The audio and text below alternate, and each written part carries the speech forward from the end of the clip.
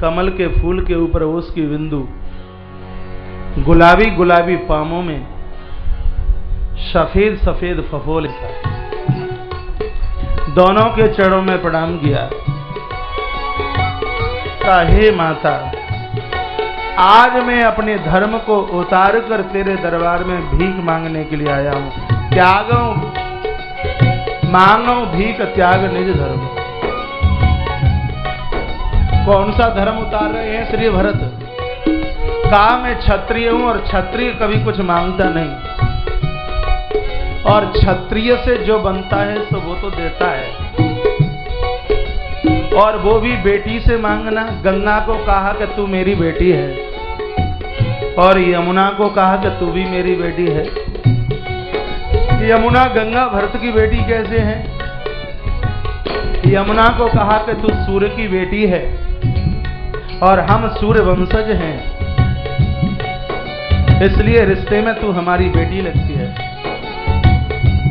गंगा को कहा कि भगवान नारायण के चरणों से निकली हुई तू नारायण की कन्या है और हम नारायण के अनुज हैं, या विष्णु ही धरती पर भरत बन करके आए हैं, इसलिए वो कहते हैं रिश्ते में तुम हमारी बेटी हो। पिता से जो बनता है वो अपनी बेटी को देता है, बेटी से कभी कुछ लेता नहीं। लेकिन मैं बहुत भारी विवश हूं, मैं परेशान हूं। हे गंगे, हे यमुने, जीवन में यदि थोड़ा बहुत भी सदकर्म किया हो तो मुझे प्रभु का दर्शन दिलवा दीजिए, मुझे प्रभु के चरण दिलवा दीजिए। श्री प्रयागराज प्रकट हो गए। प्रयागराज ने कहा 4 पदार्थ भरा भंडारू, हमारे पास में चारों पुरुषार्थ है, बताइए तुम्हें क्या चाहिए? धर्म चाहिए कि अर्थ चाहिए? काम चाहिए कि मोक्ष चाहिए? श्री भरत ने कहा कि चारों में से हमें कुछ भी नहीं चाहिए। अर्थ न धर्म न काम रुचि गति न चहु निर्वाण। रामचरितमानस अयोध्या कांड दोहा नंबर 204 पढ़ी है। अर्थ न धर्म न काम रुचि गति न चहु निर्वाण, जन्म जन्म रति राम पद यही वरदारू। यदि गिनती करें तो सबसे पहले धर्म से शुरुआत होती है, धर्म अर्थ काम और मोक्ष। लेकिन श्री भरत ने अर्थ से शुरुआत करी है, अर्थ धर्म काम और मोक्ष। ऐसा भरत ने क्यों किया? श्री भरत ने सोचा कि मेरे अवध का चौपट इस अर्थ की वजह से हुआ है, गद्दी की बात आई तो सबसे पहले प्रहार श्री भरत ने अर्थ के ऊपर ही किया। कहा मुझे अर्थ नहीं चाहिए, अर्थ की जरूरत होती तो अयोध्या की गद्दी पर बैठता, यहां आता क्यों? धर्म मुझे नहीं चाहिए क्योंकि गुरुजी ने मुझे बहुत समझाया, मैंने गुरुजी की एक बात नहीं मानी। ऐसा वो धर्म किस काम का जो मेरे सीताराम सरकार को मुझसे अलग कर दे, तो मुझे धर्म भी नहीं चाहिए। कामनाओं की पूर्ति मैं चाहता नहीं, और मुझे ऐसे मोक्ष की भी आवश्यकता नहीं है। यहाँ यदि आप दे सकते हो तो ये दे दीजिए कि सीताराम चरणन तिमोरे अनुदिन बढ़ुआ नुग गदोरे, अनुदिन बढ़ुआ नुग गदोरे। सीताराम चरण रति मोरे, सीताराम चरण रति मोरे, अनुदिन बढ़ुआ नुग गदोरे, अनुदिन बढ़ुआ नुग गदोरे। मानव भीख त्याग निज धर्मो, आरत कागन करे कुकर्मो, आरत कागन करे कुकर्मो। सीताराम चरण रति मोरे। हे श्री प्रयागराज, दे सकते हो तो भगवान सीताराम सरकार के चरणों में दिन दूना रात्रि चौगनी मेरी प्रीति बढ़े, बस मुझे मांगे ये ही दे दीजिए। आचमन किया गंगा यमुना में। तब श्री भरतलाल जी ने गुरुदेव वशिष्ठ को कहा, गुरुजी, हमने ऐसा सुना है कि यहाँ किसी संत भरद्वाज का आश्रम, जहां प्रभु राम एक रात्रि रुके। गुरुदेव वशिष्ठ ने कहा आश्रम तो है, भरत चलो चलते हैं, इस मनीषी के दर्शन करें। भरत ने कहा गुरुदेव मैं कैसे चलूं? यदि संत ने पूछ लिया कि तुम उसी कैकेयी के पुत्र हो जिसने प्रभु राम को अवध से अलग कर दिया, मुझसे जवाब देते नहीं बनेगा गुरुदेव। गुरुदेव मुनि वशिष्ठ ने कहा कि ये संतों की भाषा होती ही नहीं है, संत किसी को शर्मिंदित नहीं करते।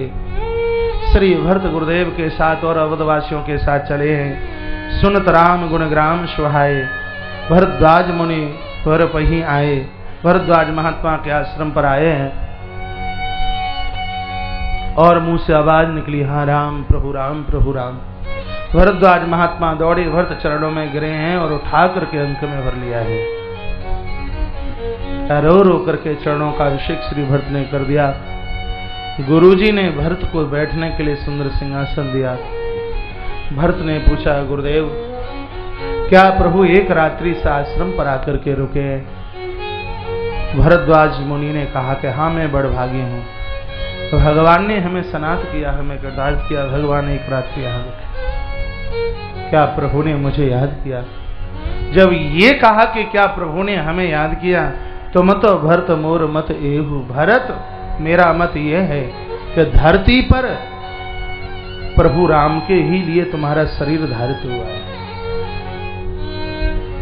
मैं भगवान को स्नान कराने के लिए त्रिवेणी ले गया, मैंने संकल्प कराया और भरत खंडे शब्द कहा संकल्प में, तो प्रभु राम रो पड़े।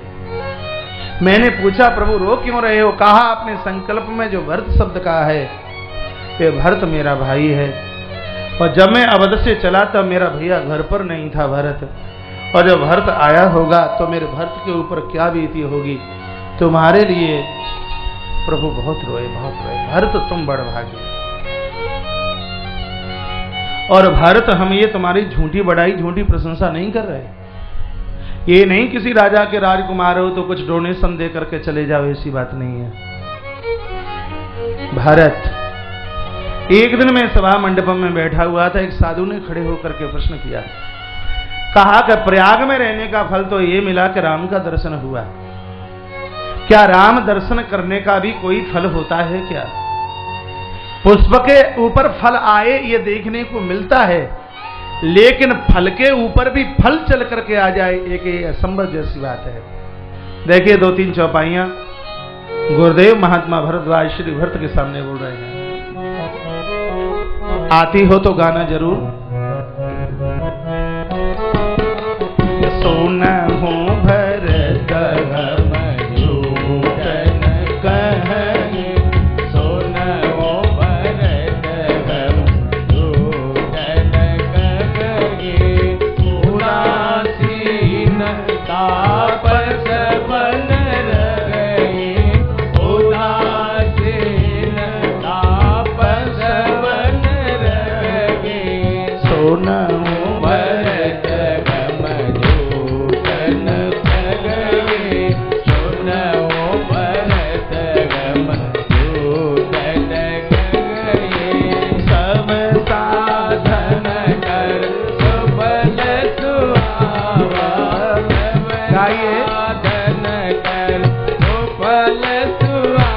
रामचरितमानस अयोध्या कांड दोहा नंबर 209 बड़ी सुंदर चौपाई है।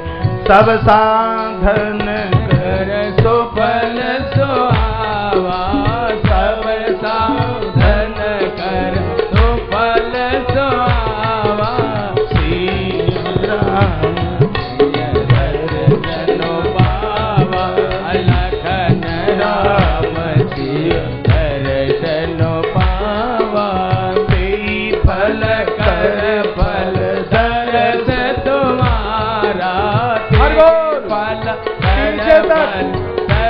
जो पांडाल से बाहर बैठे वो भी दोनों भुजाएं ऊपर उठाएं। फल कर फल दर्श तुम्हारा, फल कर फल दर्श तुम्हारा, फल कर फल दर्श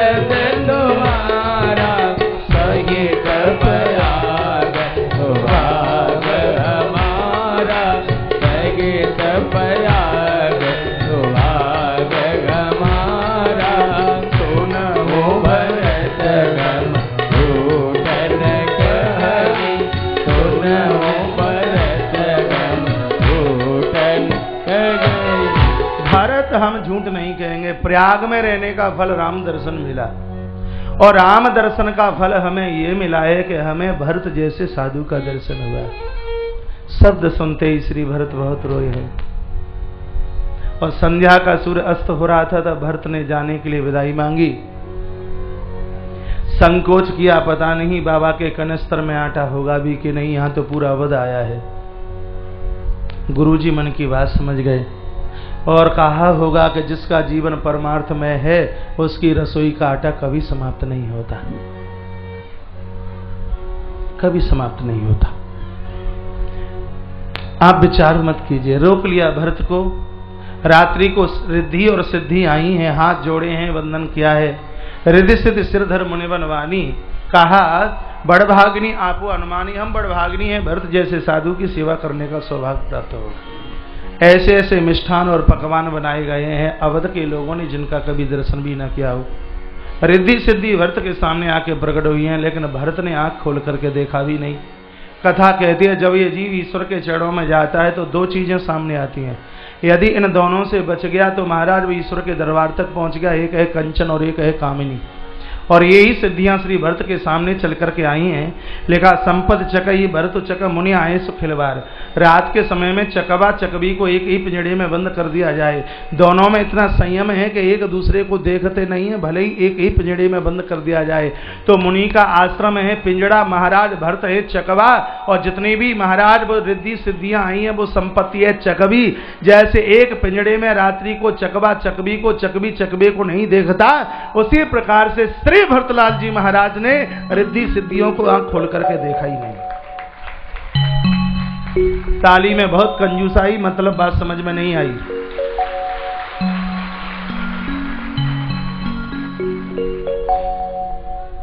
जब तक नाम के ऊपर, यश के ऊपर, प्रतिष्ठा के ऊपर हमारी दृष्टि होगी तब तक परमात्मा के चरण बहुत दूर होंगे। मुनि से विदाई मांगी है, आगे चले हैं महाराज। देवताओं ने रोते हुए श्री भरतलाल जी को देखा है।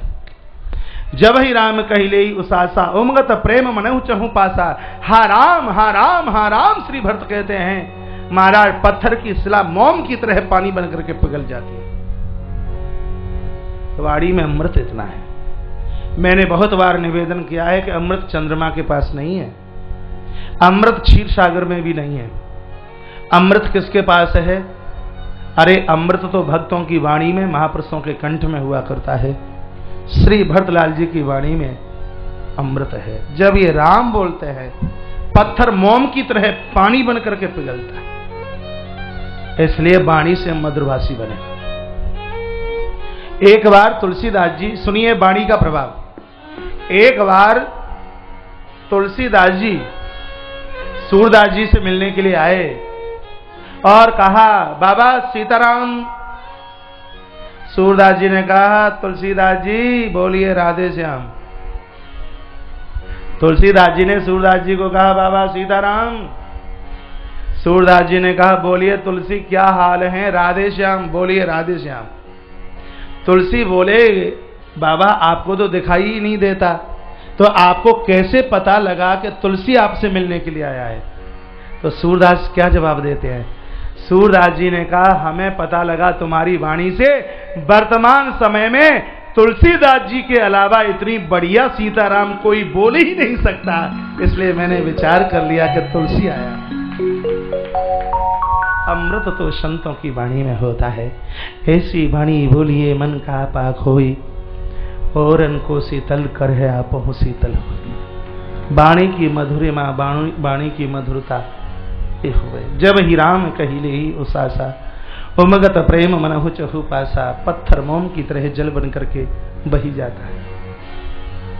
देवताओं ने धरती मां को कहा कि कांटे उगल दो। रोते हुए भरत को राम ने देख लिया तो प्रभु राम सीधे अवध आ जाएंगे और हमारी बनी बनाई भूमिका सब समाप्त हो जाएगी। एक ने कहा एक बार गुरुजी बृहस्पति जी को तो पूछ लीजिए। गुरुदेव बृहस्पति जी को पूछा गया है तो गुरुजी ने कहा इंद्र मुझे अचंबा है कि सहस्त्रों आंखें होते हुए भी तुझे सुमेरु पर्वत नजर नहीं आ रहा। जो अयोध्या में हुआ उसमें भगवान की इच्छा थी, लेकिन जब होने के अब जो तुम करने के लिए जा रहे हो तो भगवान के रोष के द्वारा तुम सब जल करके राख हो जाओगे, तुम बच नहीं सकते। हिरण्यकश्यप कि बहन होलिका को माचिस की चिनगारी ने नहीं जलाया, एक भक्त के अपराध ने जला करके खाक कर दिया। और क्या सुंदर चार चौपाइयां बोली हैं, छोटी छोटी। तालियों के साथ चौपाइयों का आनंद लीजिए।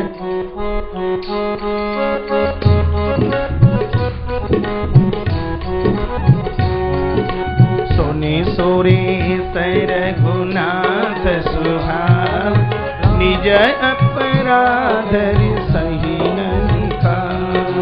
जो अपराध भगत सन करगे, राम रोष पावक सुधरगे। जो अपराध भगत सन करगे, राम रोष पावक सुधरगे। लोक कुबेर विदित इतिहास, लोक कुबेर विदित इतिहास। जग महिमा नहीं दुर्भाषा,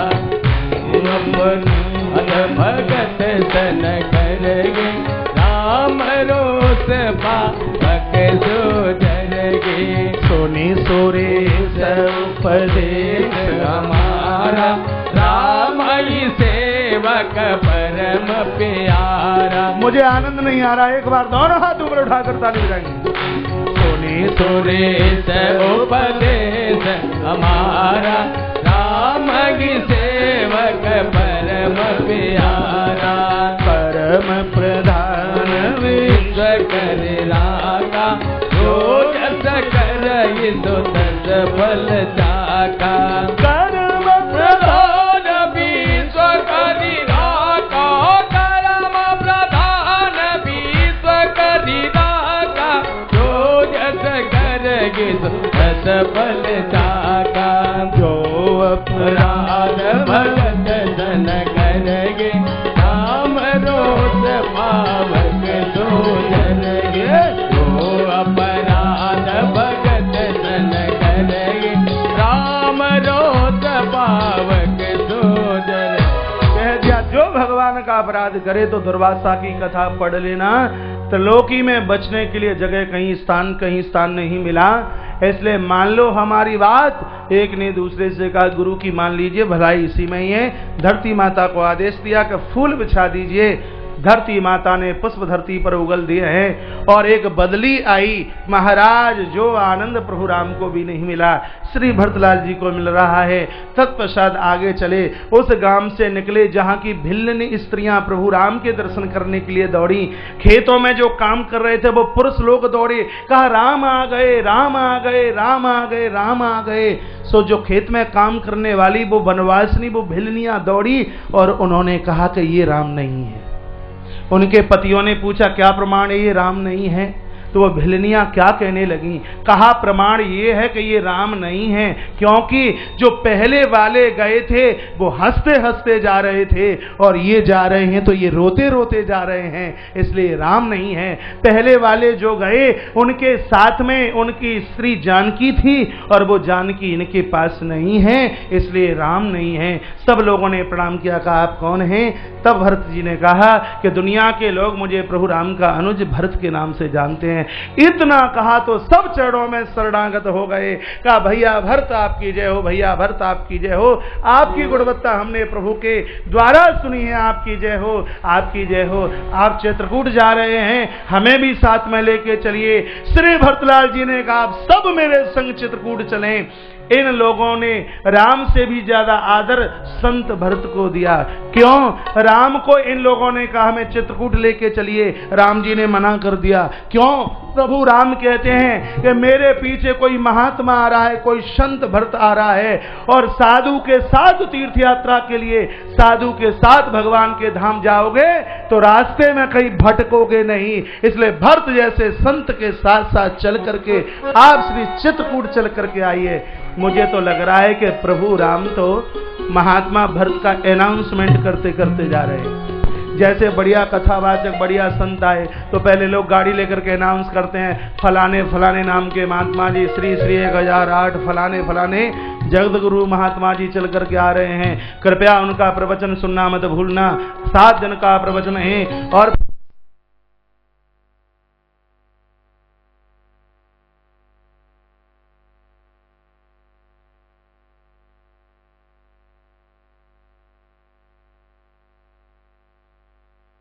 नारे हे नाथ नारायण वासुदेवा श्री कृष्ण गोविंद हरि नारे हे नाथ नारायण वासुदेव रामचंद्र भगवान जय।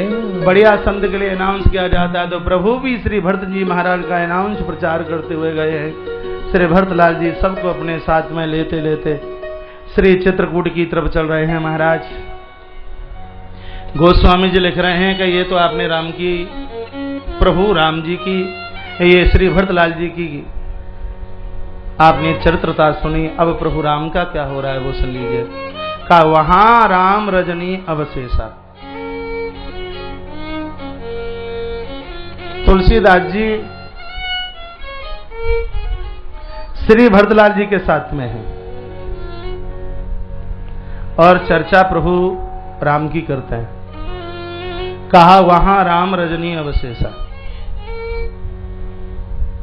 वहां अब बस थोड़ी सी रात बची है, भोर होने वाला है।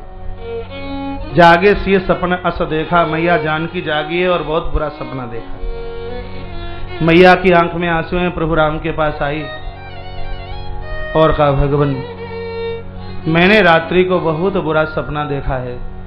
कहा क्या देखा है? कहा श्री भरत आ रहे हैं। राम जी ने कहा ये तो अच्छी बात है। कहा अयोध्या के लोग और भी आ रहे हैं। कहा ये और ज्यादा अच्छी बात है।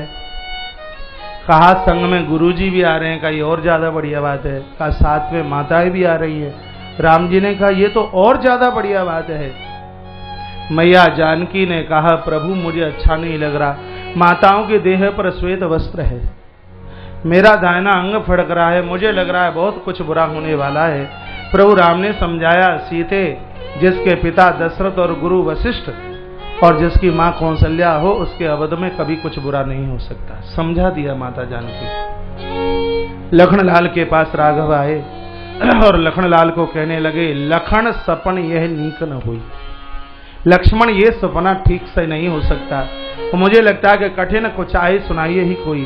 थोड़ी बहुत समय में, थोड़ी बहुत देरी में कोई बहुत बुरा समाचार सुनाने वाला है। अस कैवंद समेत नहाने पूज पुरार साधु सन्माने। तत्पश्चात भगवान मंदाकिनी स्नान करने के लिए गए, शंकर जी का पूजन किया और उसके तत्पश्चात संत महापुरुषों का पूजन करने लगे, उनको दान दक्षिणा देने लगे, उनको प्रवचन सुनाने लगे और उसी समय एक बहुत बड़ी जबरदस्त घटना घटी। याज्ञवल्क्य जी महाराज को महात्मा भरद्वाज ने पूछा जल्दी बताइए क्या घटना घटी। कहा अब नहीं बताएंगे वो घटना, कल दोपहर के बाद 3 बजे बताएंगे। कल आते ही आते श्री भरतलाल जी चित्रकूट पर प्रभु श्री राम से मिलते हैं। कल की कथा आप छोड़ मत देना, जो 4-5 बजे आते हैं कल 2 बजे परिसर में आ जाना। आते ही आते श्री भरत चित्रकूट में श्री भरत और भगवान प्रभु श्री राम, भाई भाई का स्नेह, भाई भाई का प्रेम। ऐसी जगह कथा छोड़िए है कि आप 2:30 बजे से लेट हो ही नहीं सकते। कल राम कथा का प्राण है भरत चरित्र। कल की कथा में आप अरण्यकांड की कथा, माता जानकी का हरण, कल की कथा में शबरी माता के माध्यम से नवदा भक्ति, किष्किंधा कांड में हनुमंत लाल जी की प्राकट्यता और कल की ही कथा में हम सुंदरकांड में प्रवेश कर